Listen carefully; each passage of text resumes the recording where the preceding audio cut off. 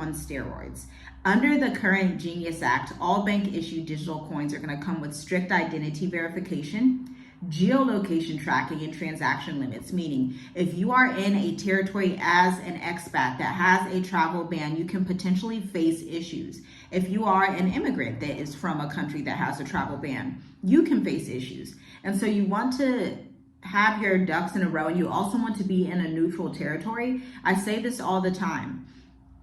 Go back to the video that I filmed on the 36 country ban, the US embassy closures. Like, subscribe to this channel, watch through these playlists, because I'm giving you the information no one else on the internet is talking about for expats, because they just don't really fathom it and see what's happening. But I'm seeing the patterns here. I'm picking up on these patterns because I've been reporting on this for months, and I'm like, okay, all of this is connected. They want it to seem like it's not connected, but this is directly connected. If we look at that list of countries on the 36 country travel ban, you're soon going to see if you are in some of those territories, your money can be paused and frozen. I already have reports. Listen, we are journeying with us. We have been outside of the States for over 5 years, and we have served over 350 different clients across territories throughout Southeastern Africa, West Africa, the Middle East, Turkey, Israel. We have clients all over the world, even Thailand now. And so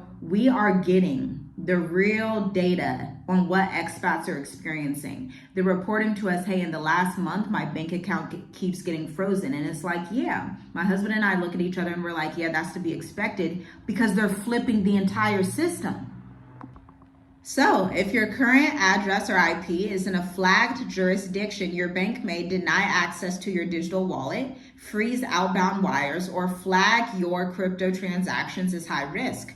This is going to mirror the action taken under the 2025 Secure Borders Financial Integrity Framework, which authorized temporary account freezes for U.S. citizens using foreign VPNs. You want to use the U.S. VPN to access domestic banking platforms. We cover so much of this stuff in the State of the Diaspora, and this is one of the main reasons that expats have to go back to the States, because they don't understand these patterns. And it is complicated, and it is something that's like, okay, I don't even understand where to start, but that's why we host this intensive a couple of times out of the month.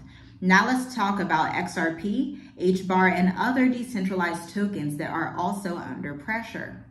The U.S. Treasury is now required to create a compliant digital asset list every 90 days. Assets not on the list could be blacklisted, geo-restricted from major exchanges, and converted to digital dollars upon deposit, okay?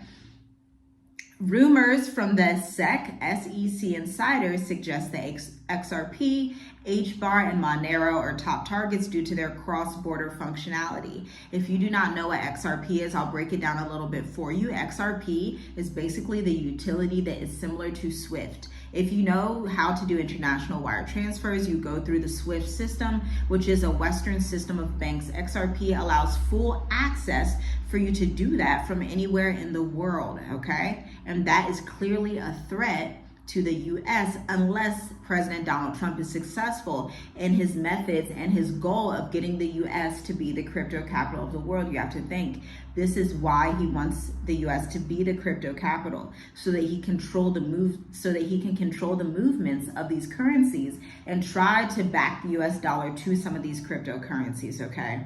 So now we need to talk about the end of offshore privacy.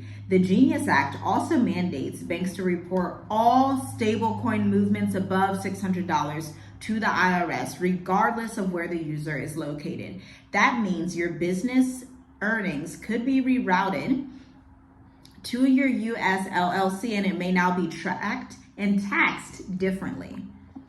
You may also have to disclose foreign cold wallets or storage holding facilities that you have for your digital assets under U.S. oversight. If you bank with a U.S. bank while living abroad, your financial sovereignty could evaporate overnight if you are not choosing the right banks, like Charles Schwab, okay? U.S. banks are already moving fast on this too. Chase Bank has launched the Chase Digital Dollars, CDD, pilot accounts with a programmable limit and direct integration with the new FedNow rail. Y'all remember FedNow? It's about to go live. We had covered FedNow back when we lived in Tonga, Tanzania years ago. And now in 2025, we're seeing it come to a full head. Bank of America also published a white paper called Programmable Payments in a Post-Cash Economy. Welcome to the post-cash world, right? It states that they plan to roll out smart contracts for salary disbursements, geofencing for digital cash, real-time audit logs being sent to federal regulators. Wells Fargo is testing tokenized mortgage payments and rent disbursements through the FDUSD, their proprietary stablecoin crypto coin expected to go public in Q4 here, just in a couple of months. The Genius Act may seem like a crypto innovation, but for expats and those who desire freedom, it's like a silent trigger towards having a fully traceable, controllable economy worldwide. Think one world government. If your entire life runs through one banking system or a U.S. institution, you must reposition immediately. Shalom, shalom, be blessed. Be understanding, be discerning. I'll see you in the next video. Share this with 5 to 10 people who need to hear it.